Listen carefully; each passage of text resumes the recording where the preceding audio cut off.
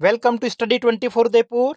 इस वीडियो में हम बात करने वाले हैं मोहनलाल सुखाड़े यूनिवर्सिटी उदयपुर के द्वारा 26 मई आज के दिन जो पीएचडी एंट्रेंस एग्जाम लिया गया है RET 2024।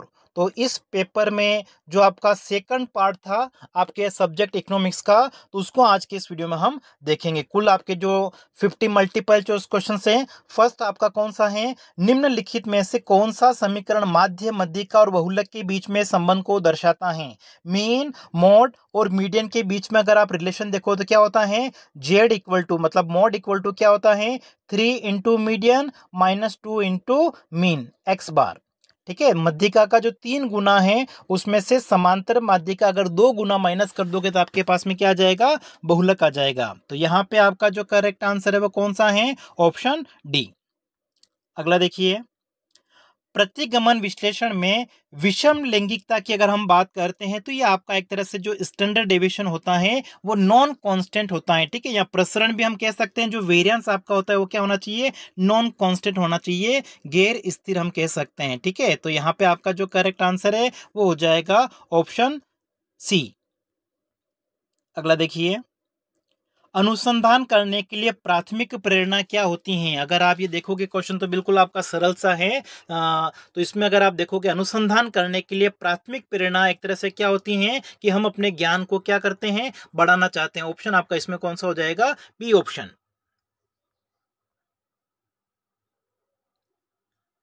अगला देखिए, उत्पादन में भिन्नता होने पर प्रति इकाई जो निश्चित लागत है वो क्या होगा। जो आपकी फिक्स्ड कॉस्ट है वो क्या होती है, चाहे प्रोडक्शन बढ़े, उत्पादन की मात्रा बढ़े, घटे या फिर जीरो हो जाए, शून्य हो जाए, लेकिन जो फिक्स्ड कॉस्ट होती है, स्थिर लागत होती है, उसमें किसी प्रकार का कोई परिवर्तन नहीं होता है। उत्पादन बढ़ने घटने पर भी वो क्या रहेगी, स्थिर रहेगी, अनचेंज हम कह सकते हैं, अपरिवर्तित रहेगी। तो यहाँ पे आपका जो करेक्ट आंसर है वो कौन सा हो जाएगा, second option.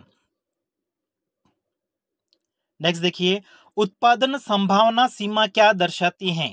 Production possibility frontier की अगर हम बात करते हैं, या प्रोडक्शन पॉसिबिलिटी कर्व आपका जो होता है PPC कर्व क्या दर्शाता है कि किसी भी अर्थव्यवस्था के पास में जो रिसोर्सेस हैं, जो संसाधन होते हैं, उन संसाधनों का फुली यूटिलाइज पूर्ण उपयोग करके कितना उत्पादन किया जा सकता है, वस्तु एवं सेवाओं का कितना उत्पादन किया जा सकता है, उसको दर्शाता है PPC कर्व हमारा, या जिसको क्या कहा जाता है, प्रोडक्शन पॉसिबिलिटी फ्रंटियर, उत्पादन संभावना सीमा भी कहा जाता है। तो यहां पर अगर आप देखोगे तो यहां पे आपका जो करेक्ट आंसर है वो कौन सा हो जाएगा, ऑप्शन सी। वस्तुओं और सेवाओं का संयोजन जो तब उत्पादित किया जा सकता है जब अर्थव्यवस्था के संसाधनों का पूरी तरह से उपयोग किया जाता है। मतलब अर्थव्यवस्था के पास में जो भी संसाधन होते हैं उन संसाधनों का पूरा उपयोग करके कितना उत्पादन किया जा सकता है, उसको दर्शाने वाला वक्र आपका कौन सा है, उत्पादन संभावना वक्र जिसको हम कहते हैं, या उत्पादन संभावना सीमा भी कहा जा सकता है।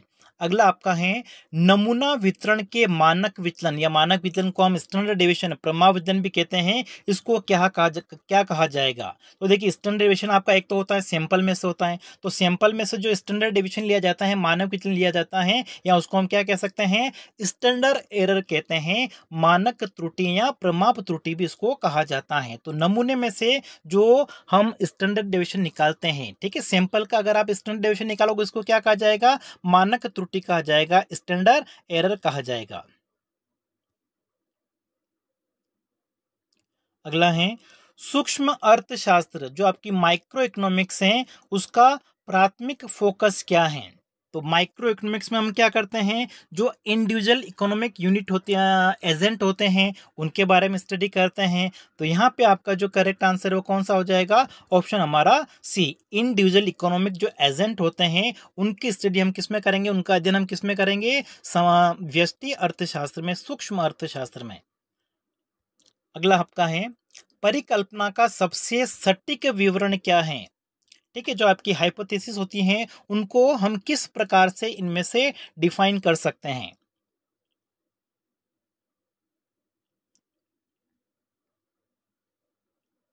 ठीक है, तो ये क्या हो जाएगा एक तरह से कि जो डिफरेंट अलग अलग चर होते हैं, वेरिएबल्स होते हैं, उनके बीच में क्या रिलेशनशिप होती है उसको बताता है। तो यहाँ पे करेक्ट आंसर आपका कौन सा हो जाएगा इन चार ऑप्शन में से? ऑप्शन हमारा बी। जो हाइपोथेसिस है, परिकल्पना होती हैं, वो एक तरह से क्या होती हैं? यदि अन्य अध्ययन के तहत रिश्ते के बारे में एक पूर्वानुमानित बयान देते हैं।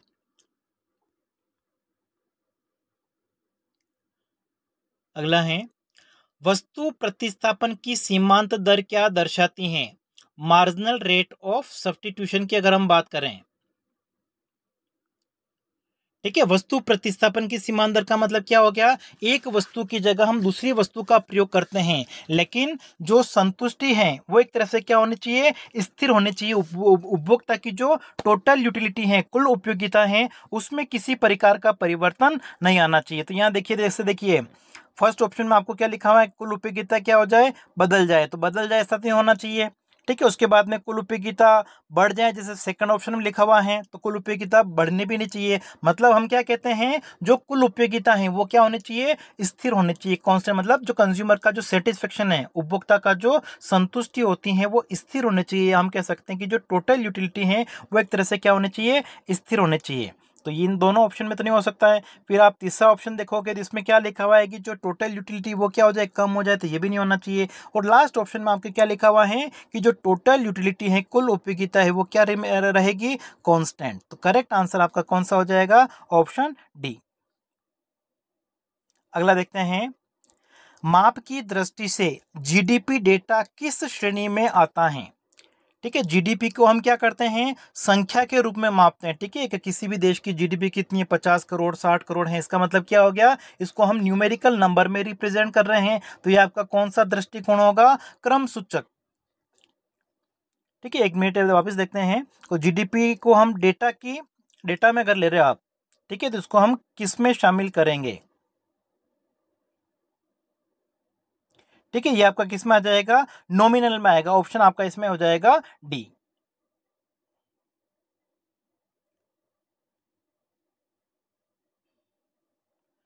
अगला है, प्रतिगमन मॉडल में आर स्क्वायर क्या दर्शाता है? ठीक है, देखिए आर आपका क्या होता है? जो दो चर होते हैं उनके बीच में क्या कोरिलेशन है, सहसंबंध को हम आर के द्वारा प्रदर्शित करते हैं। और आर स्क्वायर जो होता है वो एक तरह से क्या प्रदर्शित करता है कि दो चरों के बीच में हमने जो सहसंबंध देखा है, ठीक है, तो इनमें से जो डिपेंडेंट वेरिएबल हैं वो कितने एक्सप्लेन हैं, ठीक है, उनको हम कितने को एक्सप्लेन कर सकते हैं इंडिपेंडेंट वेरिएबल में। मतलब ये आपका जो हो जाएगा कि ऑप्शन हो जाएगा इसमें सी ऑप्शन आपका। ठीक है, the proportion of variance in the dependent variable explained by the independent variable. ठीक है, जो इंडिपेंडेंट वेरिएबल होते हैं, स्वतंत्र चर होते हैं, उनके द्वारा जो आश्रित चर हैं उनको कितना एक्सप्लेंड किया जा सकता है उसको दर्शाता है कौन? आपका सहसंबंध गुणांक का जो स्क्वायर होता है, आर स्क्वायर होता है। अगला देखिए, आरबीआई द्वारा संचालित ओपन मार्केट ऑपरेशन, ठीक है, ओपन मार्केट ऑपरेशन का क्या प्रभाव पड़ता है? जो खुले बाजार की क्रियाएं होती हैं उसमें आरबीआई क्या करता है? जो सिक्योरिटीज होती हैं उनको या तो वो खरीदता है या क्या करता है? बेचता है। ठीक है, जो सिक्योरिटीज होती है उनको सेल किया जाता है, परचेज किया जाता है। तो इसका क्या प्रभाव पड़ेगा ये आपको बताना है। तो चार ऑप्शन में से अगर आप देखोगे यहाँ पे चारों पढ़ने के बाद में, तो ओपन मार्केट ऑपरेशन में जब आरबीआई चाहता है कि मार्केट में मनी की सप्लाई बढ़े, तो मनी की सप्लाई बढ़ाने के लिए वो क्या करेगा? लोगों के पास में जो सिक्योरिटीज उसको वो क्या करेगा? खरीदेगा। तो खरीदने से क्या होगा? मार्केट में पैसा आएगा, मतलब सप्लाई बढ़ेगी। आरबीआई चाहता है कि मार्केट में सप्लाई कम हो जाए, तो वो इस प्रकार की जो सिक्योरिटीज होती है उसको वो क्या करेगा? बेचेगा। लोग खरीदेंगे तो लोगों के पास में जो पैसा है वो बैंकिंग सिस्टम में आ जाएगा। तो यहाँ पे अगर आप चार ऑप्शन पढ़ोगे, फर्स्ट ऑप्शन आपका क्या है कि यदि आरबीआई सरकारी प्रतिभूतियां बेचता है तो धन की आपूर्ति बढ़ेगी, नहीं, गलत है। ठीक है, अगर वो बेचेगा तो क्या होगा, धन की आपूर्ति एक तरह से क्या होगी, अर्थव्यवस्था में कम हो जाएगी। दूसरा आपका है कि यदि आरबीआई सरकारी प्रतिभूतियां खरीदता है तो धन की जो आपूर्ति है वो क्या होगी, कम हो जाएगी। ठीक है, लोगों से अगर वो खरीदता है तो पैसा देना पड़ेगा, मतलब सप्लाई क्या होगी, बढ़ेगी। तो बी ऑप्शन भी आपका नहीं हो सकता है। तीसरा है यदि आरबीआई सरकारी प्रतिभूतियां बेचता है तो धन की जो आपूर्ति है वो क्या होगी, स्थिर रहेगी, नहीं, ये भी नहीं होगा। तो सी ऑप्शन भी आपका क्या हो जाएगा, गलत। और उसके बाद में देखिए चौथा डी ऑप्शन क्या है, जब आरबीआई क्या करता है, सरकारी प्रतिभूतियां खरीदता है तो धन की आपूर्ति जो है वो क्या होगी, बढ़ जाएगी। ठीक है, लोगों से अगर वो क्या करेगा, इस प्रकार की जो प्रतिभूतियां हैं, जो गवर्नमेंट सिक्योरिटीज होती हैं, उनको खरीदेगा तो उसको पैसा देना पड़ेगा लोगों को, और लोगों के पास में जब पैसा आएगा इसका मतलब क्या होगा, मनी सप्लाई बढ़ेगी। नेक्स्ट देखिए, एलएम वक्र क्या प्रदर्शित करता है। ठीक है, एलएम वक्र आपका इस आकार का होता है जो एक तरह से क्या दर्शाता है, ब्याज की दर और आय। ठीक है, इनके बीच में संबंध को दर्शाता है, मतलब राष्ट्रीय आय आपकी और ब्याज की दर के विभिन्न संयोग, जहां पे क्या होता है, मुद्रा की मांग और मुद्रा की पूर्ति क्या होती है, बराबर। ठीक है, मुद्रा की मांग और मुद्रा की पूर्ति, या पैसों की मांग और पैसों की पूर्ति जहां पे बराबर होगी उसको हम किसके द्वारा प्रदर्शित करते हैं, एलएम वक्र के द्वारा। तो ब्याज दरों और आय के संयोजन जहां पे धन की आपूर्ति और धन की मांग से अधिक होती, नहीं, मैंने क्या बताया था आपको, दोनों क्या होने चाहिए, बराबर। तो फर्स्ट ऑप्शन आपका नहीं होगा। दूसरा आपका क्या है, ब्याज की दरों और आय के संयोजन, कॉम्बिनेशन, जहां पे पैसों की आपूर्ति पैसों की मांग के बराबर होती है, बिल्कुल सही है। मुद्रा की मांग और मुद्रा की पूर्ति जहां पे बराबर हो जाएगी, वो ऑप्शन आपका है एलएम वक्र। अगला है, हेक्सर ओहलिन प्रमेय जो है वो क्या दर्शाता है। ठीक है, हेक्सर ओहलिन जो आपका अंतरराष्ट्रीय व्यापार का आधुनिक सिद्धांत है, जो क्या दर्शाता है कि कोई भी देश अगर पूंजी प्रधान उसके पास में तकनीक है तो वो क्या करेगा, पूंजी प्रधान वस्तुओं का एक्सपोर्ट करेगा, निर्यात करेगा। और जिनके पास में श्रम ज्यादा है वो क्या करेंगे, श्रम प्रधान जो वस्तुएं होती हैं, लेबर इंटेंसिव, उनका वो ज्यादा एक्सपोर्ट करेंगे, निर्यात करेंगे। तो यहाँ पे देखिए, एक पूंजी प्रचुर देश पूंजी गहन वस्तुओं का आयात करेगा, नहीं, वो क्या करेगा, निर्यात करेगा। तो पहला ऑप्शन आपका क्या हो गया, गलत। दूसरा है, एक पूंजी प्रचुर देश श्रम गहन वस्तुओं का निर्यात करेगा, नहीं, ये भी गलत हो गया आपका।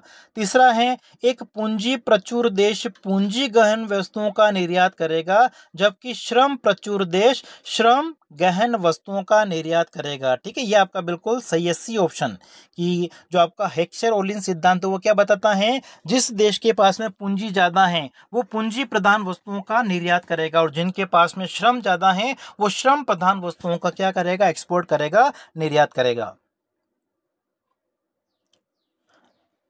अगला है, राजकोषीय घाटा क्या प्रदर्शित करता है। फिस्कल डेफिसिट की अगर हम बात करें तो जो हमारा टोटल एक्सपेंडिचर है उसमें से हम क्या करें, जो टोटल रिसिप्ट्स होती हैं उनको हम क्या करेंगे, माइनस कर देंगे, ऋणों के अलावा, अदर देन बोरोविंग।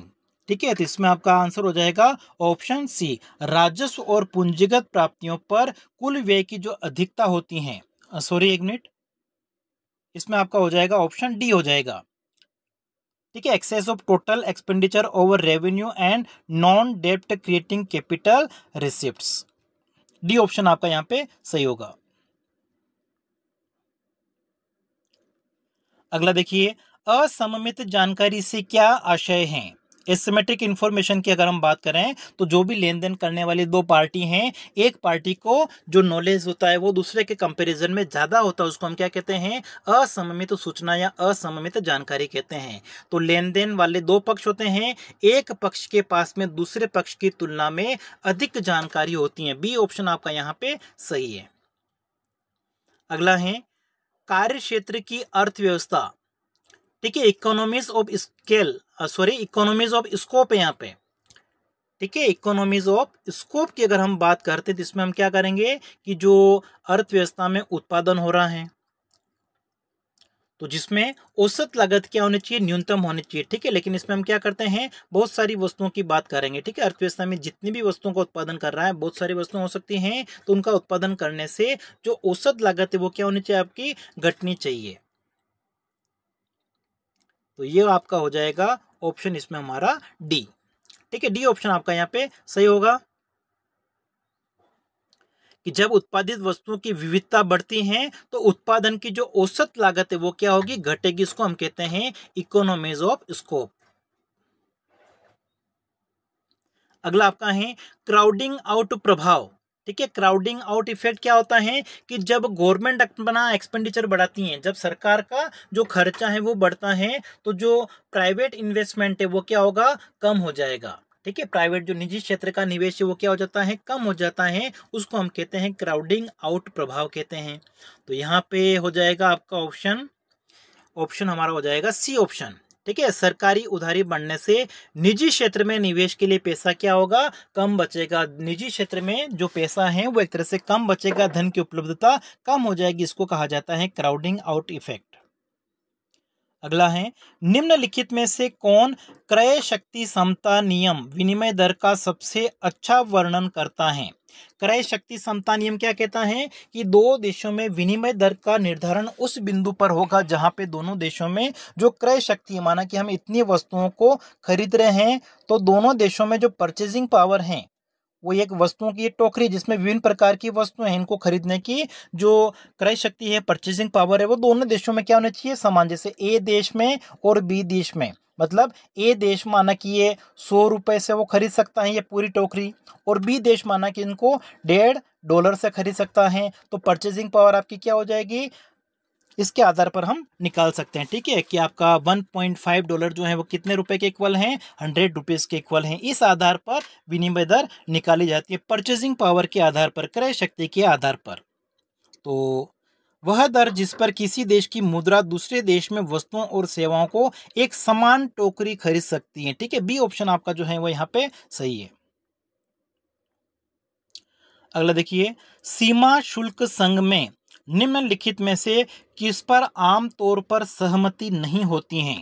ठीक है, सीमा शुल्क अगर समझौते होते विभिन्न देशों के बीच में, तो जो आयातों के ऊपर जो टैरिफ लगते हैं, प्रशुल्क या जो आयात कोटा होता है, उनको हटाने का प्रयास किया जाता है। इस प्रकार की जो बाधाएं होती हैं उनको हटाने का प्रयास किया जाता है। तो इसमें देखिए ऑप्शन आपका ए ऑप्शन जो है वो मेरे हिसाब से सही होना चाहिए, लेकिन इसको आप फिर भी एक बार चेक कर लीजिएगा। अगला देखिए, निम्नलिखित में से किस मॉडल में प्रतिगमन ढलान गुणांक लोच को मापता है।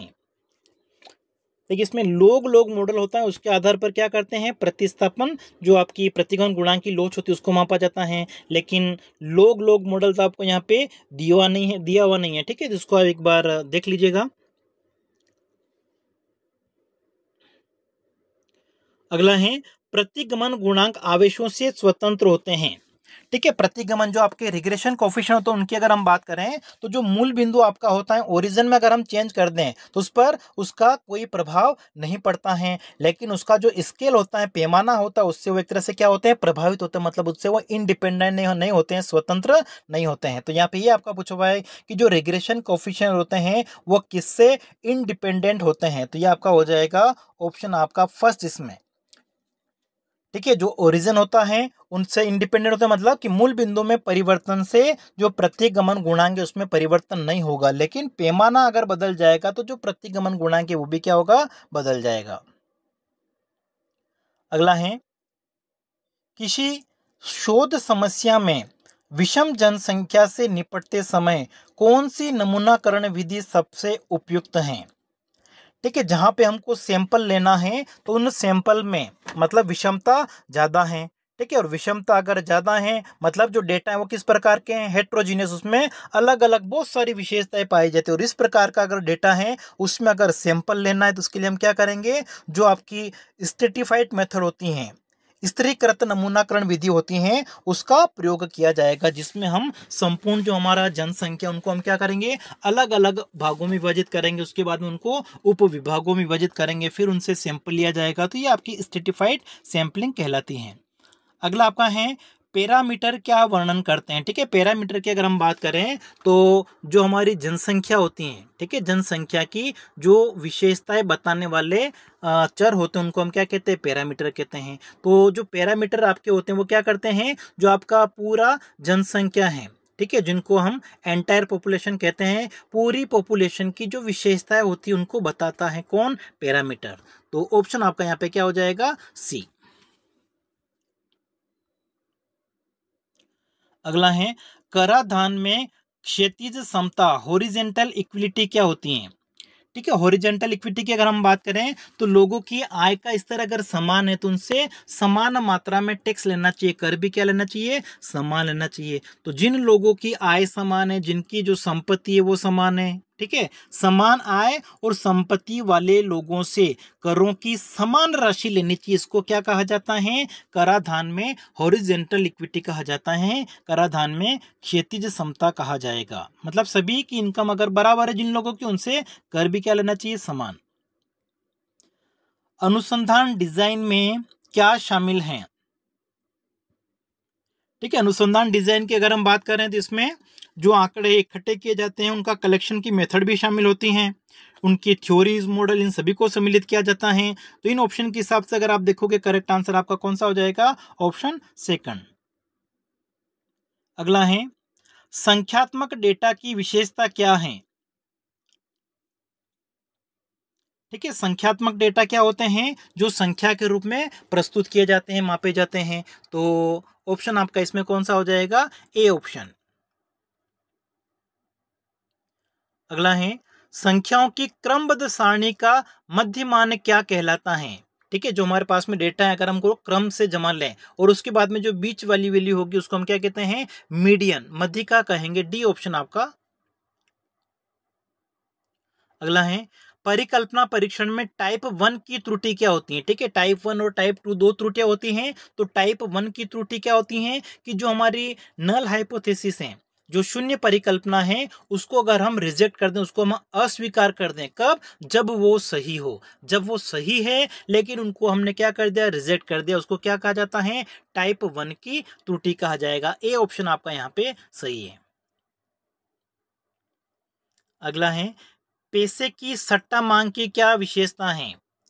ठीक है, स्पेकुलेटिव डिमांड की अगर हम बात करें, ठीक है, मुद्रा की जो सट्टा मांग होती है, जो किन्स के द्वारा यह उदाहरण दी गई हैं, तो ये मुख्य रूप से किसके ऊपर निर्भर करेगी, ब्याज की दर के ऊपर। ठीक है, और उसमें किस प्रकार का संबंध होगा, विपरीत। ब्याज की दर अगर ज्यादा होगी तो लोग अपने पास में नकद रूप में कम रखेंगे, मतलब मुद्रा की मांग क्या होगी, कम, और ब्याज की दर कम होगी तो लोग अपने पास में मुद्रा को नकद रूप में ज्यादा रखेंगे। मतलब दोनों के बीच में किस प्रकार का संबंध है, विपरीत संबंध पाया जाता है। ब्याज की दर और मुद्रा की जो सट्टा मांग है उनके बीच में विपरीत संबंध होता है। सी ऑप्शन आपका। नेक्स्ट देखिए, किसी फर्म का उत्पादन कार्य क्या प्रदान करता है? उत्पादन फलन की अगर हम बात करें तो उत्पादन फलन जो है वो क्या दर्शाता है कि वो जो साधन हैं उनका प्रयोग करके अर्थव्यवस्था में किसी वस्तु की कितनी अधिकतम मात्रा का उत्पादन किया जा सकता है। ठीक है, अधिकतम कितनी मात्रा उत्पादित की जा सकती है, दो साधनों के विभिन्न संयोगों का प्रयोग करके। तो इनपुट और आउटपुट के बीच में संबंध बताता है, तो बिल्कुल सही है। आउटपुट की किसी मात्रा को दर्शाता है जो उपयोग किए गए इनपुट की विभिन्न मात्राओं के लिए उत्पादित किया जा सकता है। दूसरा ऑप्शन आपका है इनपुट और आउटपुट के बीच में संबंध आउटपुट की न्यूनतम मात्रा को तो नहीं दर्शाता है।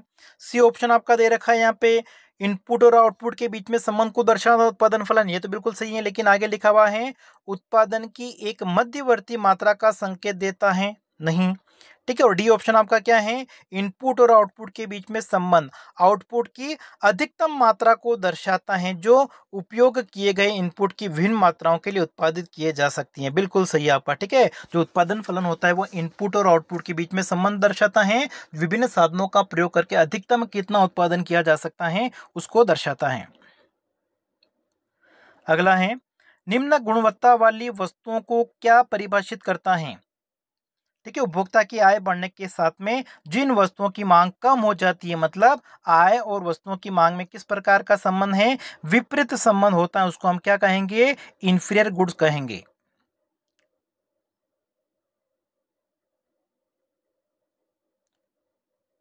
ठीक है, अगला देखिए,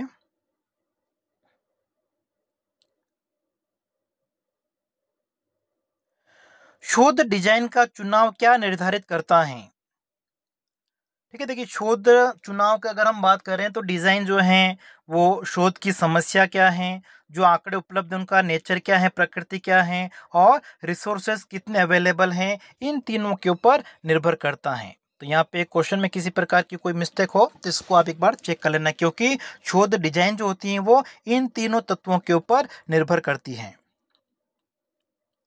अगला है, एकाधिकारात्मक प्रतिस्पर्धा में कंपनियां कैसे प्रतिस्पर्धा करती हैं। ठीक है, मोनोपोलिस्टिक कंपटीशन की अगर हम बात करें तो इसमें जो अलग अलग फर्में होती हैं उनका उत्पादन में क्या होता है, थोड़ा बहुत डिफरेंस पाया जाता है, मतलब जिसको हम क्या कहते हैं, उत्पाद विविधीकरण, प्रोडक्ट डिफरेंशिएशन कहते हैं। तो प्रोडक्ट डिफरेंशिएशन आपका हो जाएगा ऑप्शन सी।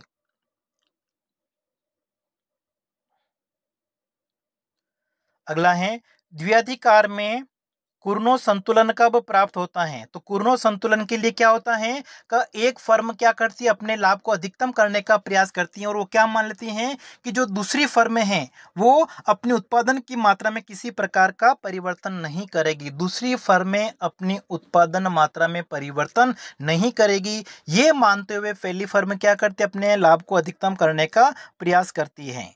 तो इसमें आंसर आपका कौन सा हो जाना चाहिए, ऑप्शन बी।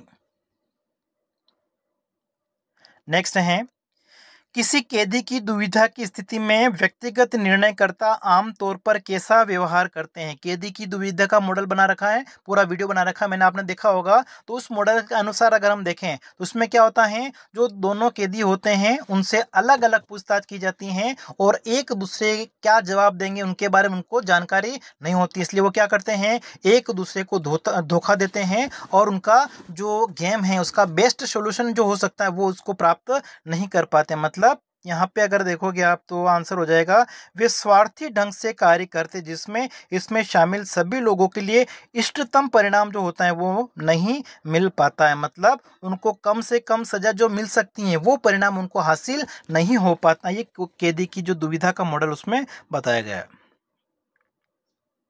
नेक्स्ट है, किसी देश में किसी उत्पाद की कीमतों और समग्र आपूर्ति पर टैरिफ और कोटा का क्या प्रभाव पड़ता है। ठीक है, हम अगर विदेशों से कोई वस्तु मंगा रहे हैं, अगर विदेशों से हम वस्तु मंगाते हैं उनके ऊपर टैरिफ लगा दिया जाएगा तो क्या होगा, वो चीज़ें क्या होगी, महंगी हो जाएगी। और कोटा भी अगर निश्चित कर दिया जाएगा, मतलब हम कम मात्रा मंगाएंगे, इसका क्या होगा, समग्र आपूर्ति क्या होगी, कम हो जाएगी। मतलब कीमतें इससे क्या होगी, एक तो बढ़ेगी, टैरिफ लगाने से कीमतें बढ़ेगी और जो आपूर्ति वो क्या हो जाएगी, कम हो जाएगी। तो ऑप्शन आपका इसमें हो जाएगा डी ऑप्शन हमारा। ठीक है, इससे क्या होगा, कीमतों को बढ़ाएंगे और जो हमारी सप्लाई है वो क्या हो जाएगी, कम। नेक्स्ट है, टैरिफ के प्रभाव के संबंध में निम्नलिखित में से कौन सा कथन सही है। ठीक है, अगर टैरिफ लगेगा उससे क्या होगा, टैरिफ लगने से वस्तुओं की कीमतें बढ़ जाएगी और वस्तुओं की कीमतें बढ़ने से जो उपभोक्ता की बचत है, कंज्यूमर की जो सरप्लस है वो तो क्या होगी, घटेगी, और जो प्रोड्यूसर की सरप्लस है वो क्या होगी, बढ़ेगी। उपभोक्ता की जो बचत है वो तो होनी चाहिए कम और जो उत्पादक हैं उनकी क्या होनी चाहिए, बढ़नी चाहिए। ठीक है, सी ऑप्शन आपका। टैरिफ उत्पादक अधिशेष को बढ़ाता है लेकिन उपभोक्ता अधिशेष को कम करता है। अगला है, सामान्य रूप से वितरित डेटा में कुल देखे गए डेटा का लगभग 99.7% कहाँ गिरता है। ठीक है, नॉर्मल डिस्ट्रीब्यूशन की अगर हम बात करते हैं, जो जो डेटा होता है, ठीक है, उनके वितरण की अगर हम बात करें तो प्लस माइनस सिग्मा, इसके बीच में कितना होता है, 68% के आसपास। फिर आपका 1 सिग्मा हो गया, फिर आपका एक्स बार प्लस माइनस 2 सिग्मा जो होता है उसमें आपका होता है 95%, और एक्स बार प्लस माइनस 3 सिग्मा जो होता है उनके बीच में कितना होता है, 99%। तो 3 सिग्मा, ठीक है, 3 सिग्मा मतलब ये आपका हो जाएगा ऑप्शन तीसरा, माध्य के 3 मानक विचलन के भीतर। ठीक है, इसमें क्या हो जाएगा, जो डेटा होते हैं वो कितने हो जाएंगे, 99% उसके भीतर आ जाते हैं। अगला है, गुणात्मक डेटा के लिए आमतौर पर कौन सा सांख्यिकीय विश्लेषण प्रयोग किया जाता है। क्वालिटेटिव डेटा की अगर हम बात करें तो उनका विश्लेषण करने के लिए जो काई स्क्वायर टेस्ट होता है उसका प्रयोग किया जाता है। बी ऑप्शन आपका यहाँ पे सही है। अगला है, शून्य परिकल्पना आमतौर पर महत्व के 1% स्तर पर खारिज कर दी जाती है। ठीक है, 1% स्तर पर यदि प्रतिगमन समीकरण के अनुमानित गुणांक का पी मान, ठीक है, पी मान आपका कितना हो जाएगा, देखो 1% का पूछा हुआ है। ठीक है, 1% के हिसाब से अगर आप प्रोबेबिलिटी देखो तो कितनी हो जाएगी, ये 0.01। ठीक है, तो पी की वैल्यू अगर 0.01 या इससे कम होती हैं, इसके बराबर या इससे कम होती हैं तो क्या होगा, खारिज कर दिया जाएगा। मतलब ये आपका हो जाएगा ऑप्शन डी। अगला है, मुक्त व्यापार क्षेत्र एफटीए में व्यापार परिवर्तन में आम तौर पर क्या सम्मिलित होता है?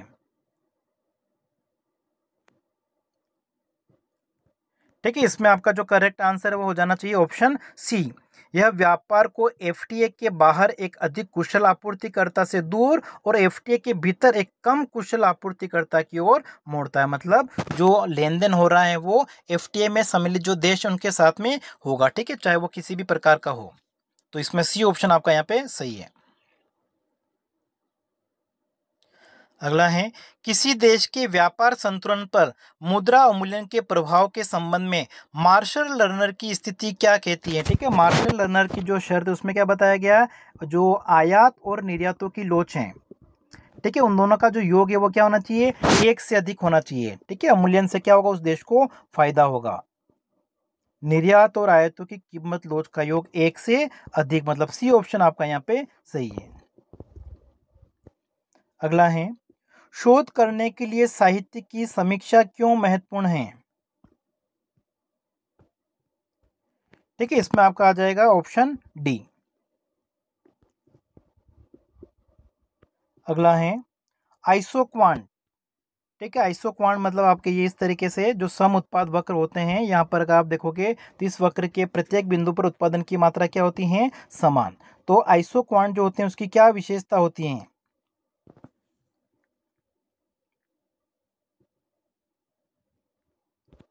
इनपुट के सभी संभावित संयोजनों के लिए आउटपुट का समान अधिकतम संभावित स्तर क्या हो सकता है, उसको बताता है कौन, आइसोक्वांट। अगला आपका है, रैखिक मांग वक्र पर मांग की कीमत सोच की विशेषता क्या है? ठीक है, आपका जो लीनियर डिमांड कर्व है वो इस प्रकार का होता है, जिसमें इस बिंदु पर आपकी जो इलास्टिसिटी है वो क्या होगी, इक्वल टू 1। ऊपर क्या होती है, एक से ज़्यादा होती है, नीचे क्या होती है, एक से कम होती है। इसका मतलब हम कह सकते हैं कि इसके अलग अलग बिंदुओं पर जो लोच होती है, इलास्टिसिटी होती है, वो क्या होती हैं, अलग अलग होती हैं। इसमें ए ऑप्शन आपका यहाँ पे सही है। अगला है, तकनीकी प्रतिस्थापन की लोच को हम कैसे परिभाषित कर सकते हैं? तो के अपॉन एल का जो अनुपात होता है उसमें हम क्या करें, MRTS। ठीक है, डेल्टा के अपॉन डेल्टा के एल का हम क्या करते हैं, डिवाइड करेंगे तो हमारे पास में क्या आ जाएगा, तकनीकी प्रतिस्थापन की दर आ जाएगी। तो यहाँ पे आपका जो आंसर है वो कौन सा हो जाएगा, सी ऑप्शन। ठीक है, एक फर्म के द्वारा उपयोग किए गए दो इनपुट में सापेक्ष मात्रा में प्रतिशत परिवर्तन, ठीक है, मतलब परसेंटेज चेंज इन के अपॉन एल में कुल आउटपुट के स्थिर रखते हुए तकनीक की प्रतिस्थापन में उनकी सापेक्ष दर, मतलब MRTS में कितना परसेंटेज चेंज हुआ है, दोनों को रेशियो को हम क्या कहेंगे, तकनीकी प्रतिस्थापन की दर कहेंगे, इलास्टिसिटी ऑफ टेक्निकल सब्स्टिट्यूशन। अगला आपका है, सांख्यिकी में अंतराल अनुमान की क्या विशेषता है? ठीक है, अंतराल अनुमान आपका जैसे देखो पॉइंट एस्टिमेशन आता है, इसका मतलब क्या हो गया, उसमें जो संतुलन है वो किसी एक निश्चित बिंदु पर होगा, एक निश्चित मूल्य प्राप्त होगा। लेकिन अंतराल में क्या होता है, उसकी एक सीमा आ जाती है, उन सीमा के बीच में क्या होगा, उसका मूल्य होगा। तो यहाँ पे आपका आंसर आ जाएगा कौन सा, ऑप्शन बी। ठीक है, जनसंख्या पैरामीटर का प्रतिनिधित्व करने वाले मानों की एक श्रृंखला का निर्माण करना।